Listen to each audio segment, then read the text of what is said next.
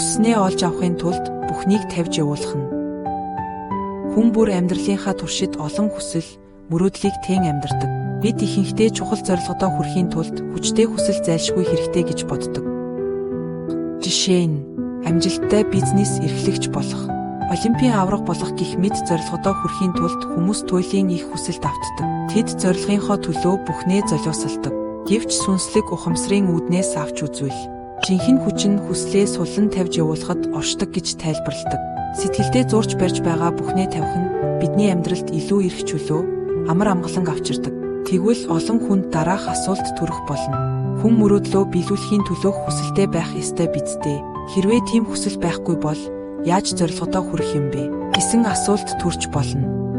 Бид бүгд том байшин, сайхан машин, их мөнгө хүсдэг. Тэр бүгдэд хүрэхийн тулд бусдаас илүү шаргуу амьдарч шаргуу хөдөлмөрлөх нь шаардлагатай гэж боддог. Гэвч хэд шаргуу хөдөлмөрлөж, туйлын ихээр хүсхээс илүү тэрхүү хүслээ суллах гэдэг бас маш чухал юм. Үүнийг бидний өдөр тутмын амьдралын энгийн үйлдэлүүдээс харж болно. Энгийн 3 жишээ авч үзье.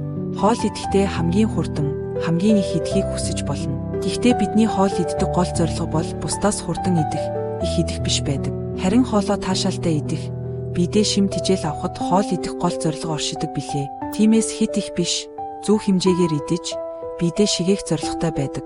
Хит хурдан, хит их идэх нь түр зуур хүсэл биелэх мэт санагдах авч сүулдэ сэтгэл зүй болоод эрүүл мэндэд сөрөг нөлөөтэй. Мөн машиныг хит хурдлуулбал түр хугацаанд сэтгэл хөөрч давхих хүслээ гүйцээж буй боловч байнга хурдан давхих нь эцэстээ эвдрэл, осол дагуулна. Хөгжим тоглогч ялгаагүй, бусдаас хурдан тоглож авьяасаа түр зуур гайхуулах авч хит хурдан хөгжим урт хугацаанд сонсвол хинч таашаал өгөхгүй. ертөнцийг ажиглавал өдөр ба шөнө, төрлөг ба таталт, гам ба үер, үхэл ба шинэ амьдрал гээд эсрэг тесрэгийн тэнцвэр дээр тогтдог. ертөнц хэд нэг талд тэмүүлэхгүй, харин хоёр хүчийг тэнцвэртэй агуулж байдаг. Тэгвэл бид ч ертөнцийн нэг хэсэг учраас хэд хүслээр туйлширвал тэр тэнцвэрээс хазайж, түр зуурын үр дүнтэй мэд харагдсан ч эцсийн үр дүнд олон зүйл дээр нуран ундаг. Гэвч хүсэл огт байх ёсгүй гэсэн үг биш юм. Зорилго, хичээл зүтгэл бидний амьдралд хүч өгч байдаг. Харин үүнийг хэрхэн харж, хандах нь чухал. Нэг тэрбум төгрөг олно гэж зорих нь сайн хэрэг. Гэхдээ олж чадаагүйдээ сэтгэлээр унаж, өөрийгөө буруутгаж, амьдралаа нураах нь өөрийн хүсэлд хүлэгдсэн хэрэг болно. Зорилгодоо мөрөөдөлтөө хүрэхийн тулд хүслээр бус, хайраар хандах ёстой. Үнэхээр хайртай хүнийгээ өөрийн болгож эзэмших хүсэлгүйгээр түүнийг яг байгаа чигээр нь хүлээн зөвшөөрдөгтэй адил. Хайртай хүндээ өөрийн хүслээр хандах нь түүнийг эзэмдэх, захирах гэсэн хэтэрхий их шунал дагдаг. Өөрийн хүслээр байлгахыг хүсэх нь харилцааг эвдэж холдуулдаг. Цэцэг дус өгөхдөө түргэн уурга, хурдан цэцэглэг гэсэн хүслээр усалдаггүй. Харин өдөр бүр цэцгээ усалж, дэлгэрэх цаг хугацаа хүртэл усалсаар л байдаг. Ингэснээр тэр цэцэг өөрийн дэлгэрэх цагт ургаж цэцэглэдэг. Өөрийн хүслээр биш болж буй зүйлийг байгаанаар нь хүлээн зөвшөөрөн хүслүүдэд тавьж сурах нь жинхэнэ бүхнийг олох түлхүүр юм. Хүсэл бол заавал хүрэх ёстой эцсийн цэгтэй байдаг бол, харин хайр бол эцсийн зогсоолгүй. Яг энэ мөчийг хүлээн зөвшөөрөн хүлээн авах явдал байдаг.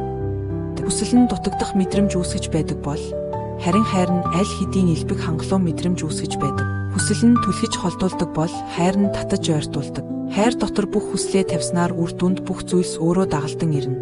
Амьдралд хоёр төрлийн ухамсар байдаг. Боолын ухамсар ба эзний ухамсар. Боолын ухамсар гэдэг нь ямар нэгэн хүслийн боол болж, хэдий ихийг эзэмшээд ч хизээж сэтгэл ханахгүй гатсан ухамсар. Харин эзний ухамсар бол ямар ч нөхцөлд сэтгэлийн эрх чөлөөтэйгээр амьдралыг байгаа чигээр нь хүлээн зөвшөөрөх ухамсар юм. Будда багш ч хүслийг асуудал гэж хэлээгүй.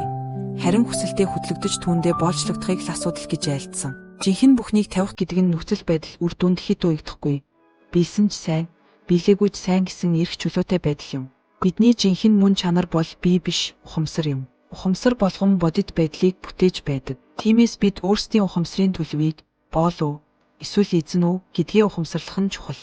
Хүсэлт боолчлогдвол дутагдлын ухамсар л бий болно. Харин хайраар дүүрэн эрх чөлөөтэй эзний ухамсартай бол яг энэ мөчөд баярлаж, талархаж, аз жаргалтай амьдрна.